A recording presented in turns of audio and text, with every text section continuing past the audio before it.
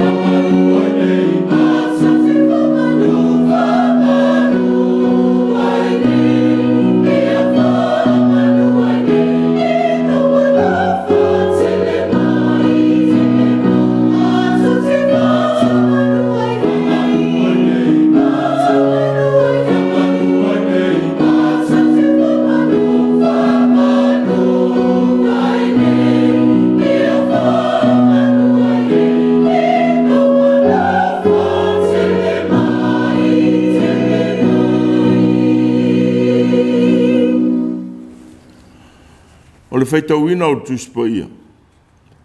Tus filfilia o nei va yaso, o mai ia tātou tusi o ngā ruenga lau apostolo, lor mtau pumo mua. Faitau e amate le whiupu sifururua, e o atu i le lua sifurumaleono. Ngā ruenga i lor mtau pumo mua, sifururua e o i le lua sifurumaleono. Whaafunga mai i le fionga pa ia a le atua. Na lato toi foi e tu le i Yerusalema na i le maunga e ingoi a olive. E le talata le i Yerusalema. O le svaringa o le sapati do la va. Wala tau no. No a ele o i lato i le fefe o pito lunga i le mea wano foi Peteru. Ma Jakopo, ma Ioane, ma ane te rea. O Filipo ma Toma. Patolo mai o ma mataio. O Jakopo le atari o Alfaio. Ma Simona le Selote, ma Iuta le atari o Jakopo. O finau pea i latou nei uma, lava ma le loto ngā tasi i talo, ma le ai oi. A toa ma fafine, ma Maria le tinao Iesu, a toa foi ma ono uso. O na po ia na tūra iei Peteru i luma le uso. Ne a whai o ingoa o e na iei po ua toa se lau, ma le toa rua furu. Ufa pe atu, se mai le au soe. O te tau ana tau nua le tusi, sa mwai whetala i mai le nganga pa ia i whonga o tā vita i a yuta. Sa whai ma te itai a te ita lātou wēna pue i a Iesu. O wana whaitau wina o ia whatasi mai mātou, na tōwhia foi o ia i le nei whaiva. Na whatau foi e le nei tangata le whanua i tongi o la nā mea o leanga. Na tito foi o ia, o pā ailo na manawa, ma ua masa ai fafo lona ngā au malawa. Ue lo foi le nei mea i lātou uma o na lo foi Yerusalema. O le mea lea ue ingoa ili whanua i la lātou lavanga ngana, a kere tama, o lona winga o le whanua o le toto. Wa o tūsia i tūsia salama.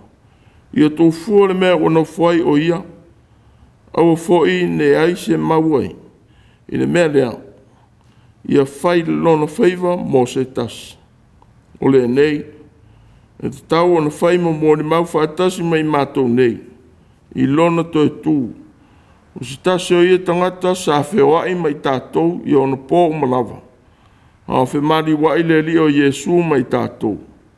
E a fua mai le baptiso ngā Ioane, e o lava i le aso na ave na ai o ia na ia te tātou. O na tū mai lea e i lātou o le toa lua. O Iosefa e ingo i a pāsapa, o ingo fo i a Iuso, a toa ma matatia. O se tālo fo i lātou, o whape atu. Lea li ie, oe o le si le fia loto o tangata umalawa. Ie e whaelo mai po oi sola ua nei, ua e filifilia. Na te maua le tofi o le nei whaiva o le apostolo. Na la fo ina e iuta, ina i alu o ia i lana mea e no fuai. Na la tau whaia le vili a te la ua, ma u whaasanga le vili a matia. Na whaita wina whaatasi le o ia ma le ua apostolo e tōs furu ma le tō tasi. I whamanu ia mai le tua i le tātou wharangolongo i la nā fionga. Ia te ia o lono vi inga e whāwawau lava. Amen. Se o tātou te tāna. Lo mātou tu ai, o le o wala wina lo mātou wola i lo walofa tu noa, mo au ngā ruenga. I so se vāenga le soifuanga, o mātou wola ai. Wanga ne foi lo mātou whatau waa, ona o la wafio, ma lau whaonga mai o lo mātou mativa whaale nganga, i ngā ruenga o lau talare lei. Whawhitai o mātou maule nei foi sā i lo walofa, i le whengai o whanau maonga, o le tangata ngā lue i lana o whaatinoina o le wā Iesu. O whape fo i tāpo inga maua mātua mātutua i a inga. Whawhitai le atuae. Ua manuia I mātou uma o no lau tau singa alofa. Sa mātou tui nā tufoi I lātou o e mamai. A toa ma mātua o tau sia whaapitoa I whale o tangata mātua. Mātou waia le suinga o le mālosi o no lo wolofa. Wala mai tong fitinga o sa ili iai do lātou māloloina. O whaftai I manuia o le vai aso. Mo tango lima ai lo mātou motiva I ta mau ainga. O le ola. O whasoa I so se ala. Mo tali I mana o le tangata. Mo whaamalia I nai. O whanau I a onga. O whai wina I le manuia le tau mwhai o nisi. O lo pono no pere to tele I le ola sa idi. Whaftai lo wawali tia o lo lato tau mwhai. E ui fwoi. Ne tui nei funisi o au whanau I le. Pei tai. Wa velo so I fu manu mano ke riso I le tonga mau. Ma malosi o mato wola. E ui le ti ngā o maftanga te tea. Whaftai I lau fio a paia. Ua whamanatu mai pēr ia I mātou lo walofa whaawa wina. Mō tangata uma.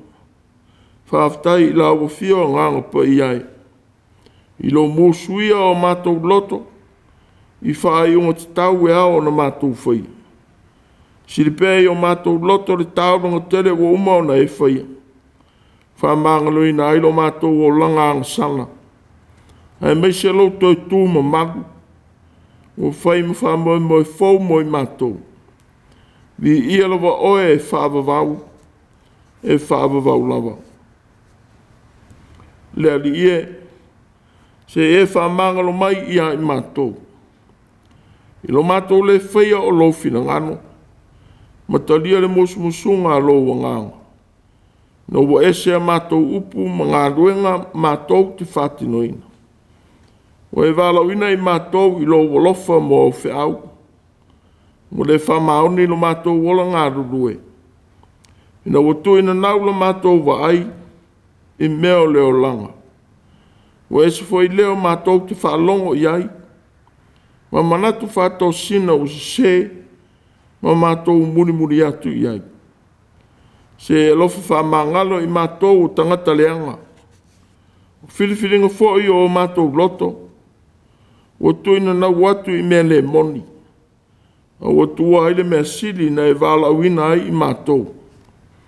Ia tala I atu la wami o tonu. Ia whaola ina o tangata. Te e whamangalo le whetui ai whai au apoa o mātou loto. O le mau ai se whealo whani o au whanau. O a inga manu. O whapea o ngā ruenga. Ina o whaasiri le tangata o na lava tu ina nau. O whaangalo ngano ma le iloa. Le tāu o le whealo lo whai ma le whealo whani. Pei o na e whina ngalo ai. Whamangalo ina fōi le ali e. Pea whaoa e ki apolo lo o fio anga I o mātou wola. No o mātou tuina I ai le awa noa. Ua wā ilfo ngā waa I ai mātou maisi o au whanau. Ua mātou le fia I ai. O ia mionga le anga. Ma le tele o mea o mātou whaia ma le iloa po le iloa. Se alofa le ali e. Ma whamangalo ina I mātou I le toto Jesu Keriso. O lo mātou o li ma lo mātou whaola. Lo mātou o tuae. Se e fō I maile lo tele. Nei mwhai o mātou tū atu. E whaia la wame o tonu I taimi mawhatia o le soifua o au whanau. Se e fō I maile I loa. E mwhai ai o na vea I mātou mtaitai. E loa na whaarelongo atu I lo whetala I mai I o mātou loto. Ia fōa I mai fōi mata mātou te I loa ai lo walofa. I so se I tuaso, mātou te whetai e iai mati ngā o lo mātou wona. Au mea iai mātou talinga. E I loa ai o na whawasenga lo siufufonga pa ia. Ma le leo leanga po leo leanga. ma whaafolinga le ti apolo. O lo la matia ai lo mātou wola whasotai. Ua mātou te tālo foi. Ia manuia o mātou mātua mātutua. E maota o tausi ai. Ai meise a inga. Lango maluina lo lātou soifua. Ma maftiang whaatangata matua. O lo lātou o whenga iai o aso uma. Whamanuia i ngā ruenga tausia. Au na fo mai ta mai tai tausi mai. Ai meise whanau ma ainga. O lango atu i o lātou maftiang. Te e whamanuia le li ie.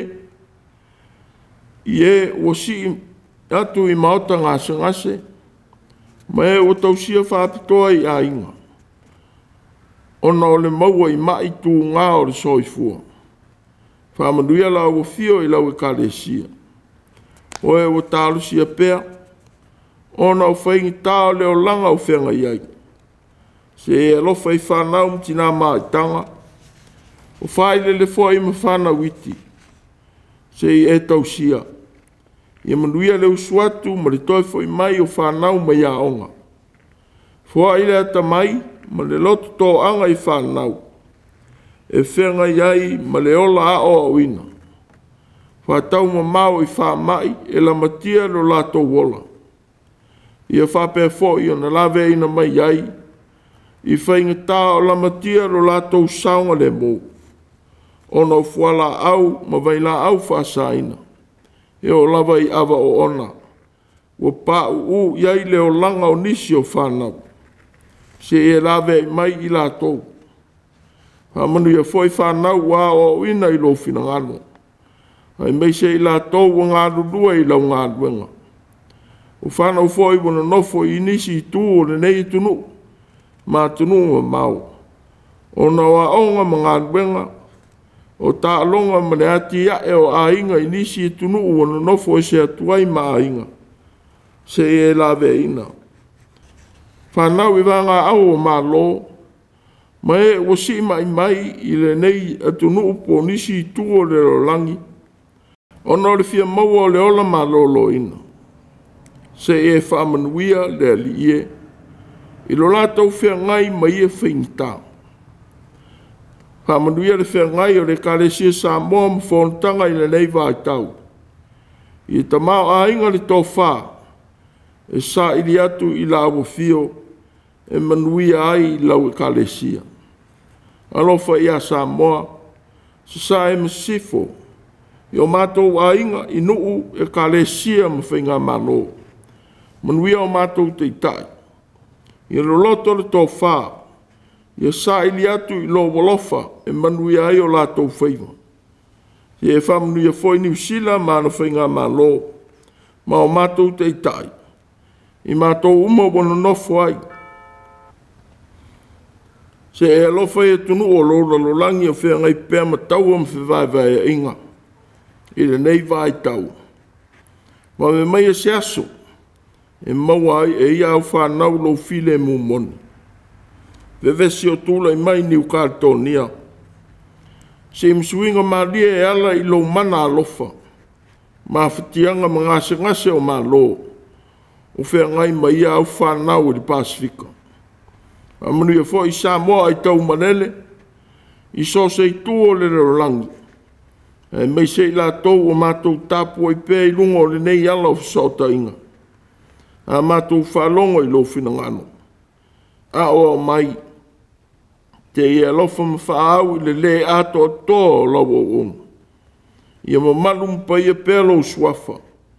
I le ngā ruenga whātau waari tangata. Ai o ifo i loto o whanau. Le tāua o lo whina ngano mo i mātou uma. O mātou te tālo tu lava. E ala ia Jesu ke risolo mātou o li whaola. A o le li toi tū a mātou te tālo. Amen.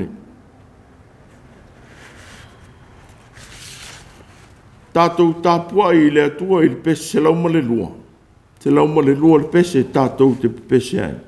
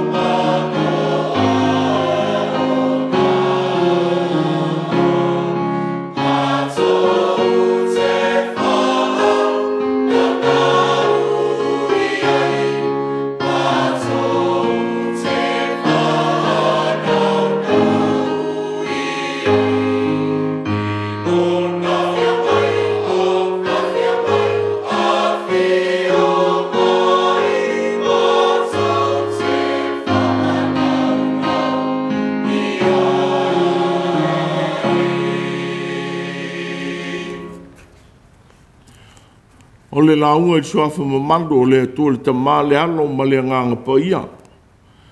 Ma wana matua o le, nei whaia sā i le, ta upu o le, tusi sa whaitawina, ngā runga i lona ta upu mo mua o lo whao ngā ina le whaiupu e lua surfā, ma le lua sufuru lima, wa au iei manatu o le nei vāia sā. O te talo fo i la tau o whape atu, le li ie, o oe o le si le fia loto o tangata umalawa. Ie whaai loa mai, po ai so la ua nei ua e whiriwhiria. Na te maua le tofi o le nei whaiva o le apostolo. Na la fo ina e iuta, nei alu o ia i lano lava mea e nofo ai. O te talo fo i la tau o whape atu, ne li ie, o oe o le si le fia loto tangata umalawa. Ia e whaai loa mai po ai so la ua nei ua e whiriwhiria. Na te maua le tofi o le nei whaiva o le apostolo. Na la fo ina e iuta, ina i alu o ia i lana lava mea e nofo ai. Au manatu o le nei vā yaso, sa whata si uma. Sa whata si uma. O le whiriwhiria o se nofo se a inga. Ina ua whai i langi matu ua le malo, e se tasi sa whasa o sao i a inga. E talo ai e a inga tala noanga a inga poto poto. E whilafo i airi tō whasa ili a inga. I se e whai mataitai. O se whiriwhiringa e whaia e suri uma.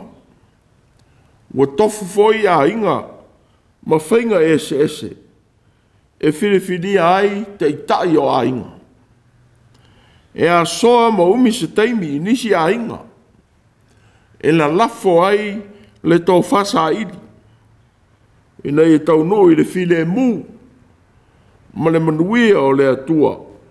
Na la tō whato whala inga. O nei si whai a inga.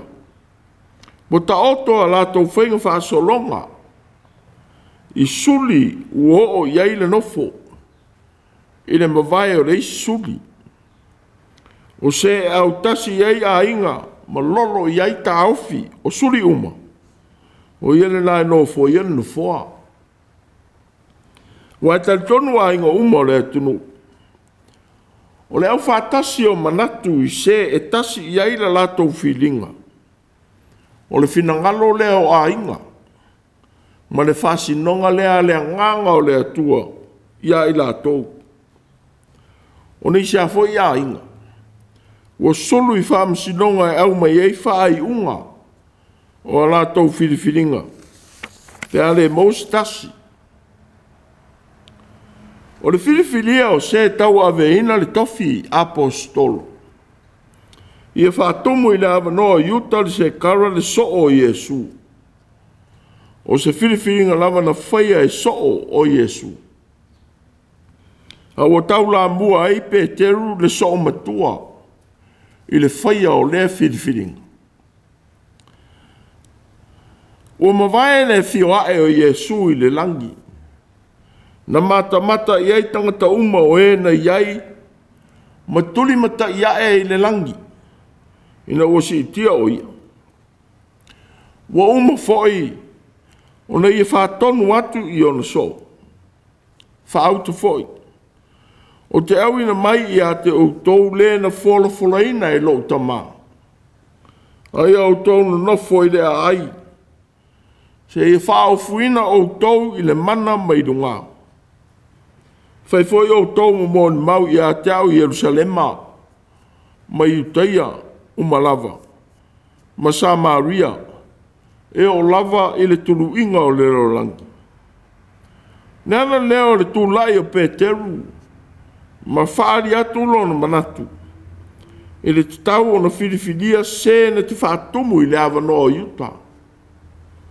O tātou ilo aise Peteru ese.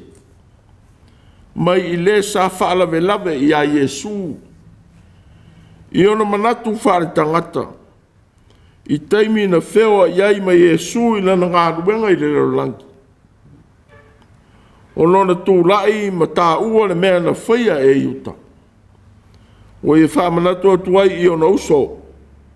O le mea na whaia e iuta i lo lātou matai. E rei ma whaia o na whaaleanga i na aifuafuanga pa ia le atua.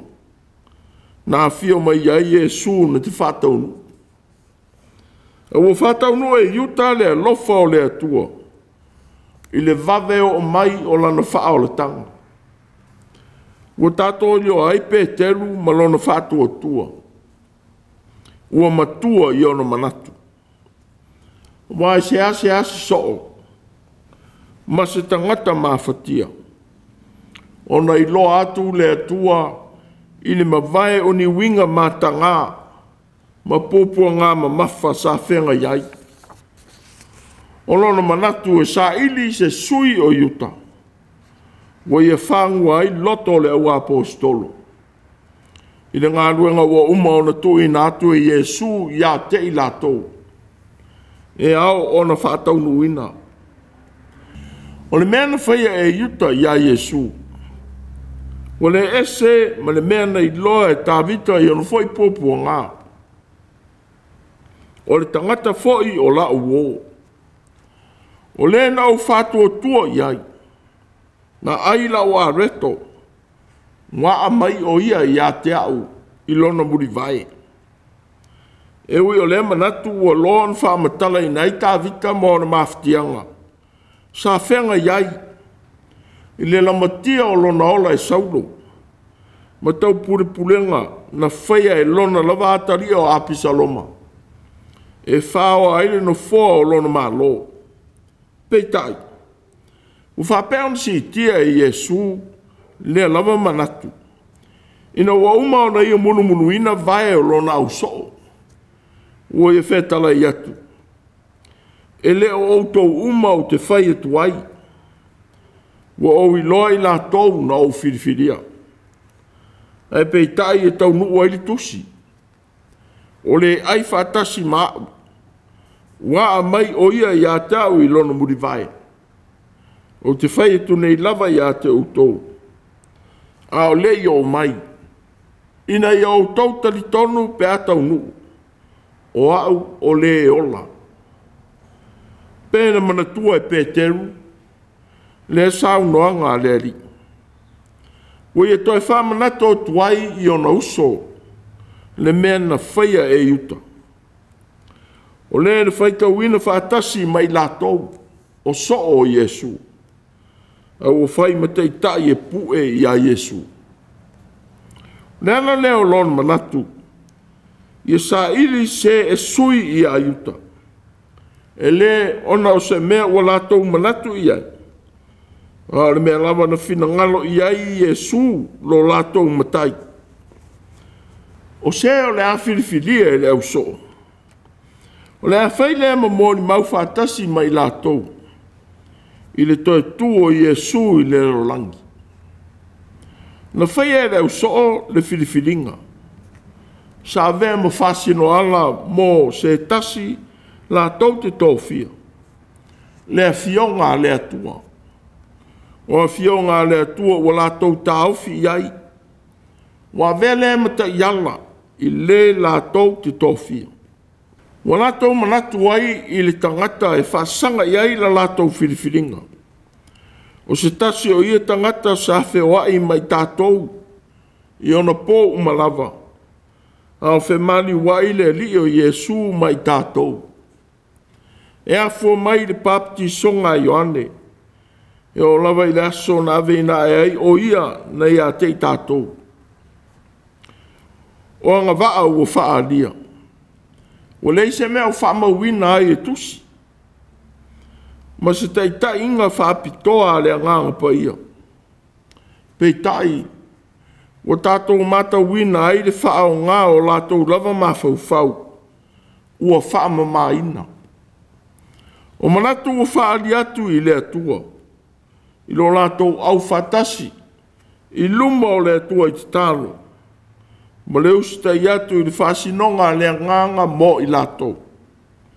I o lātou manatu ua whaamamaina. O se mea na lātou taunu wai I le whaia o le vili I tangata e tō lua. O Iosefa e ngō ia pasapa. O i ngō fōi ia Yuso. A toa ma matatia. O Iosefa, o whamatalaina e usipa. Le tō stala le tala whaasolo pito. Sa ia o ina mai ia tala, maawa o ina tala o le kalesia e senturi e lua ma le tolu.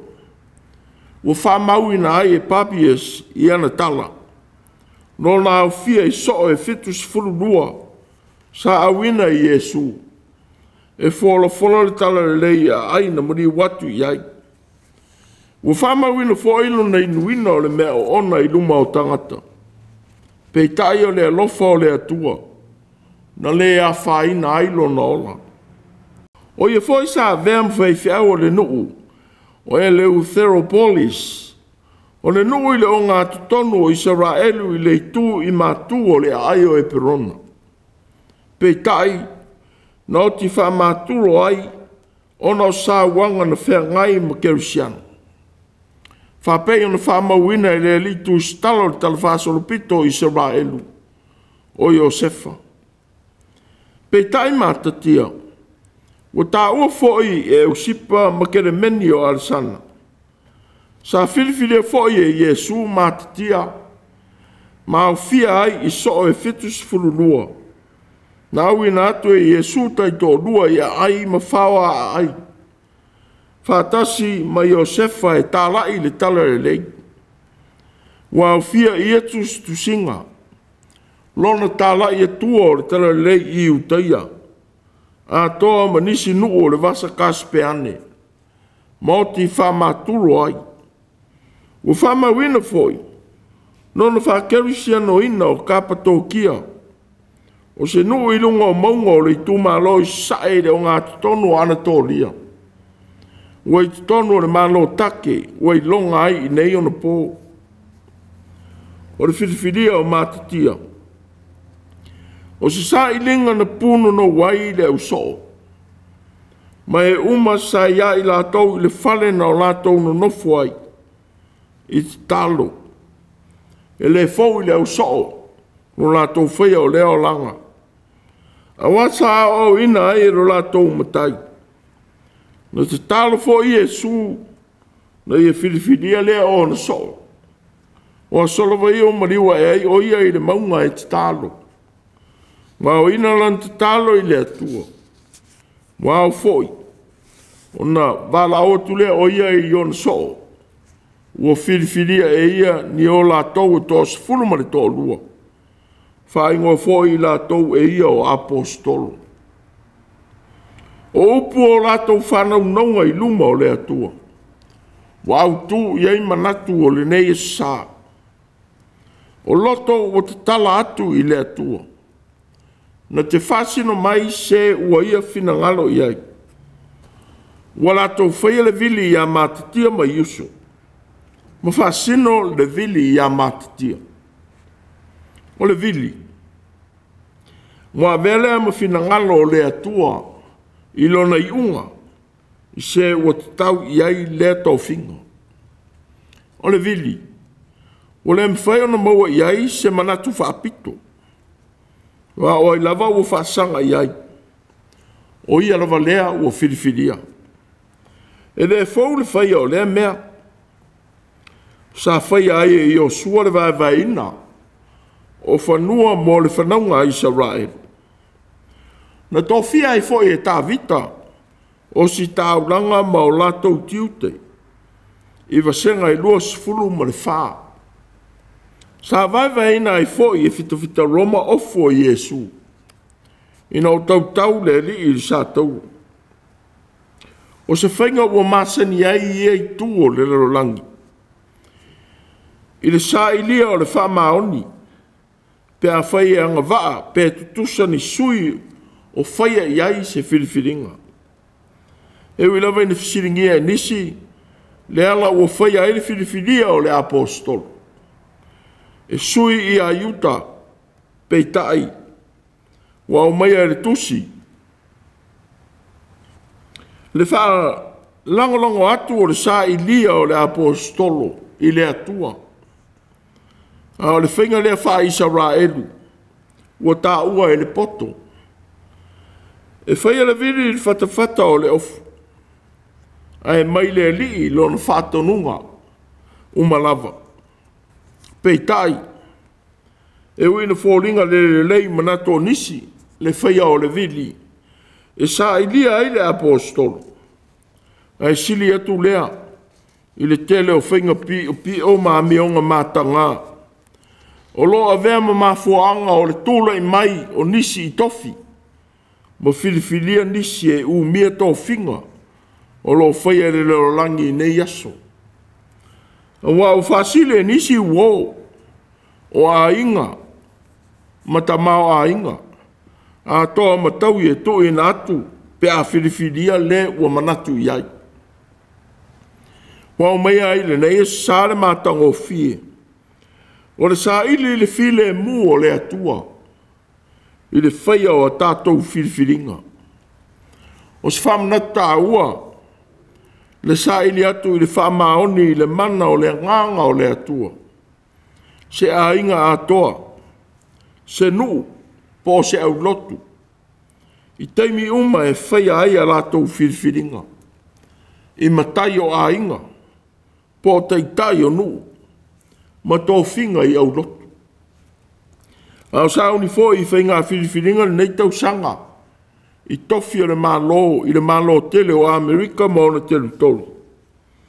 U whamanatu mai ai. Ia sā ili atu i le atua. Whapea o manatu le au soo. I le filifilia o se sui o yuta. Nea li ie. O oe o le si le fia loto o tangatau malawa. Ia e whaero mai po ai sola ua nei ua e filifilia. O le talo tangata whātua tua. Ua whamoe atu i le whāsinonga sili mai le atua. E taita ia o lato loto e whaia ai filifilinga. A wā o talitonu le whāsinonga le atua.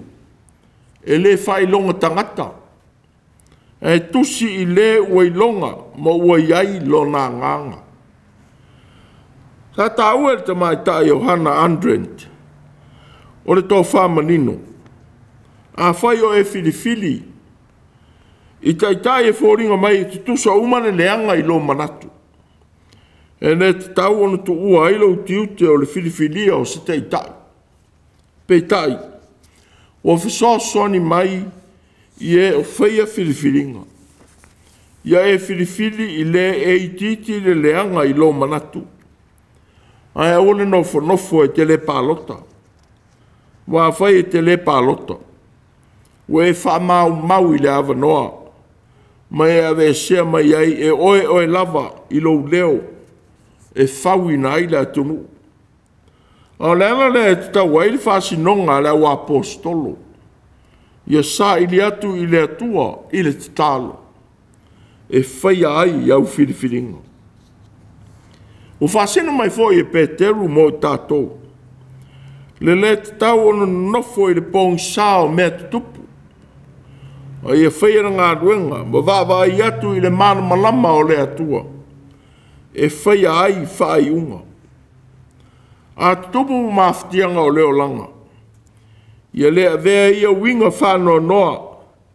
E malo ina o tātou loto. Ma ngalo ailo tātou wala wina. Nea lava le whaiva ma le tiute. Ua tō fia ma whao ngā ina iai lo tātou vai. Ia matau pēa i le wheau ma le matafa i oi. Na tō fia ma walau ina ai tātou e le atua. O soo wa le aise tai. Peitai. Wa uma o nā o au ina. E le tai sili. I ala o le ngā ruenga. A tonu fo isai longa Peteru o le so matua. Ma le so e la talata i a Yesu i teimi uma. Ma whaalave lave i a Yesu i ona manatu whaale tangata. Ma tau talatu ma le manatu ma mafa i upu e tau tala ma mafau i ai. Peitai. Na wale a Yesu. Nei longa lana tō wha. Malona tula I mai e vema taitai o soo ai mai se le kalesi. Wa vema Peteru whanau fo wina I ona manatu I lona tula I mai. E tau ave I whaiva o ngā ruenga. Se a onga le lei foi lea mo I tātou uma. O nofa pēa I le pōng sai manatu I tangata I leo langa. Sai longa ai I leo langi. Wa o tātou talia I na lava. E iai tua so le atua I tangata uma. Whapei o la le apostolo Paulo. O na pōna o I titi ai. Na o tau tala I whātama I titi. Na o māntu natu whātama I titi. Na wai na o tangata matua. Na o tia I leo mea tamiti. Ia le ngalo lava le tāua. O lo tātou a vea matangata o le atua. I tu waso e ve sia ai o tātou o langa I lui e tele. A o whautua ina. Le tāofi pēa o le umaya o le whātua tua. Ma mawhau I le atua I whaai unga I whaia. O Iosefa po pasapa ma matitia. O maua uma I tustusinga o le telewhasoro pito. Lo lao fia I soo e fitu se fulu ma le lua. Na wala wina I Yesu. Ma wina e mua I aina mali watu I aile li. O so foi u fama wina lo la ngā lulu e māna losi. Ile ngā luenga. Ma fasi o tia ai o māturo o le tala lei. E wina whaasanga le vili ia mātitia. Pei tai. Ele e vele maala e femisa I ai o la manatu. Ina o filifilia mātitia. Ele e filifilia Iosefa. Whamata ana o oe o Iosefa. Le soo ua le filifilia. O le aso manatu. Pe whaifai oe ma mātatia I le tala. O le ani o na ngona. O le tele lava o kerusiano e nei aso. E ila ngō fie o lātou manatu I mea iti. E a vea fo I mea iti. Ma mea tele I o lātou manatu. Ma ti tupu ai mā se inga. I a inga. Nuu mau lotu. O nisi foi. A whapale ina I tō whinga. Te ilawa lea o suia. A toa le soifua ngā lue. Ai le masani ai. Wao mai. E whai ma whaamanatu mo I tātou kerusiano. Te a vea oe mai Iosefa po mātatia I le tala. Wa leo le mea sili lea. A o wha sili lava ia I la o uma. Le ngā luenga le lia Yesu. O filifilia iai I la ua. O le tele o nisi kerusiano. E a vea tangata o ngā lulu e whatasi e u lotu. Mahala e le toi lo lotu wa isi. A leo lea. O se mea tinga ai I se fono e whaia I tono o ngā luenga. Mahala e le toi fia lo lotu ai. O se whamana tā ua mo I tātou uma. Tātou te o I lotu ona o lea tua. Ai leo tangata. Ia tāpua I ma ngā lulue mo lea tua. Ti ngā ona whaasino le vili a mātitia.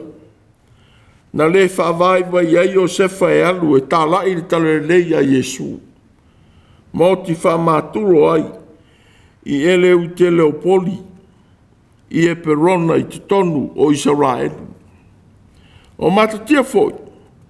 Nōti whaamāturo I le tala lei. Ina ua uma o na ia whakerusiano ina tangata o Kapatokia I Anatolia I take.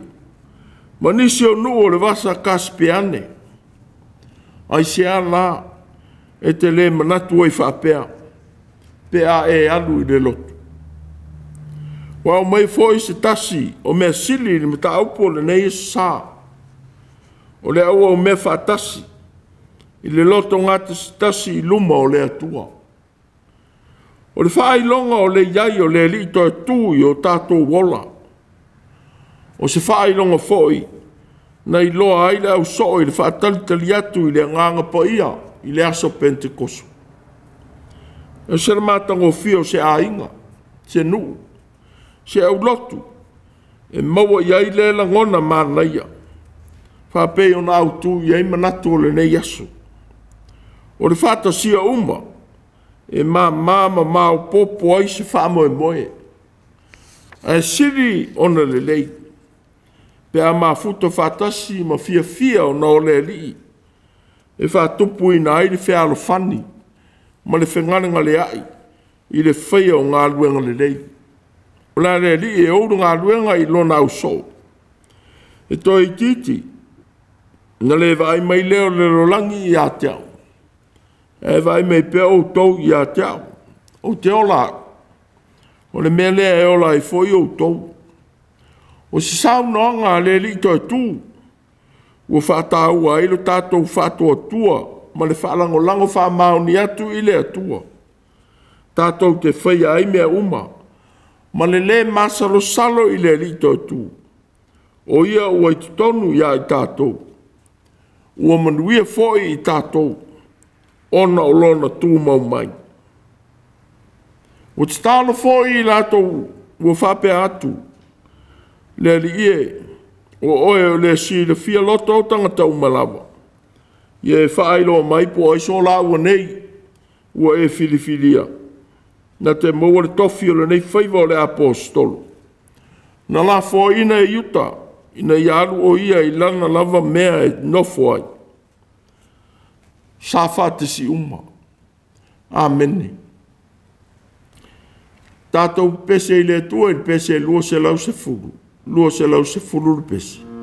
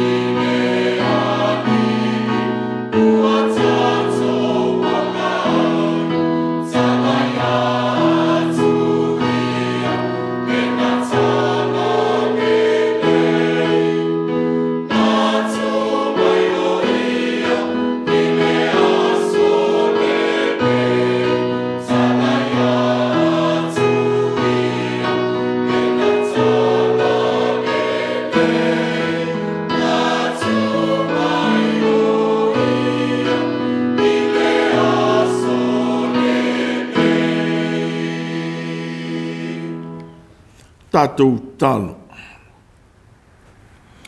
Lo mātou tu wai. Se whawhauina lo mātou wola e le mana o lo wanganga.